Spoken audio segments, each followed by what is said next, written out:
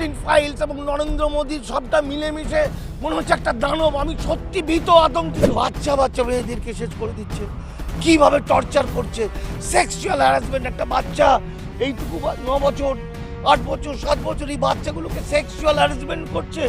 মানে এগুলো মেনে নেওয়া যায় না, ভাবা যায় না। এগুলো এপস্টিন ফাইলসের যে ভিডিওগুলো আজকে প্রকাশ হলো এতদিন পরে, এই ভিডিও দেখা যায় না, ঝটঝট করে আসছে। দু একটা দেখার চেষ্টা করার পরে যেটা ঘটেছে, আমাদের ঘুম বন্ধ হয়ে গেছে। আমরা ঘুমাতে পারছি না। যে যারা আমাদের সন্তান, সে বাচ্চা বাচ্চা শিশুর হলো পবিত্র, মানে ফুলের মতো, সেই শিশুগুলোকে যেভাবে টর্চার করেছে, কেটেছে, মেরেছে, খেয়েছে, এ নিয়ে কোনো কথা বলা, মানে বলতে গিয়ে যেমন ভয় লাগছে। মানে এও সম্ভব পৃথিবীতে?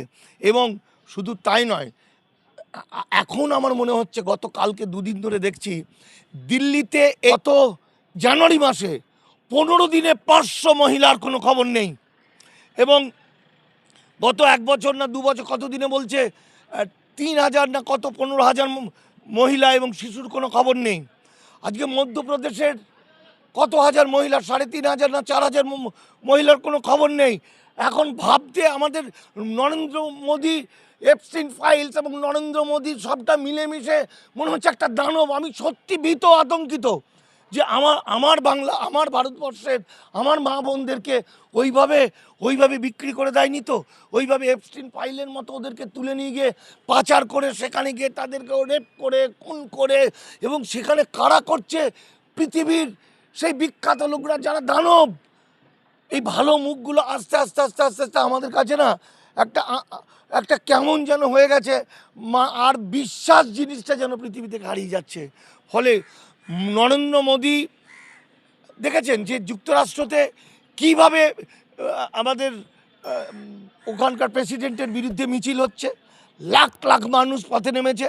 আর ভারতবর্ষে মোদির মতো একটা লোকের সেখানে নাম, তারপরও ভারত চুপচাপ হয়ে আছে।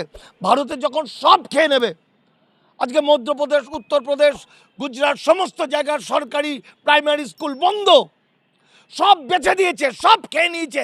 এখন মানুষ খাবে। আমি বারবার বলতাম না এনআরসি করে আমাদের হার্ট, লাংস সব খেয়ে নেবে। এটা বাস্তব।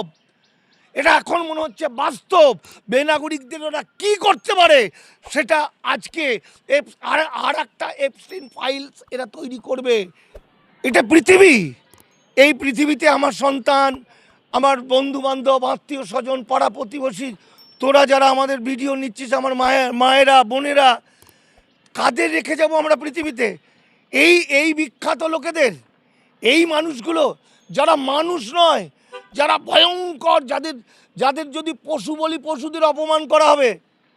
সুতরাং এই বিষয়ে যত আলোচনা কম হয় তত ভালো। আইন দিয়ে কি করা যায়, গণ আন্দোলনের মধ্য দিয়ে তাদেরকে কিভাবে নিকেশ করা যায় সেটা সাবজেক্ট।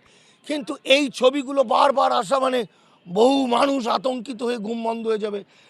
বাচ্চা বাচ্চা মেয়েদেরকে শেষ করে দিচ্ছে, কিভাবে টর্চার করছে, সেক্সুয়াল হ্যারাসমেন্ট। একটা বাচ্চা এইটুকু 9 বছর 8 বছর 7 বছর এই বাচ্চাগুলোকে সেক্সুয়াল হ্যারাসমেন্ট করছে। মানে এগুলো মেনে নেওয়া যায় না, ভাবা যায় না। এগুলো কোনো ভাষা নেই। নতুন করে অভিধান তৈরি করতে হবে।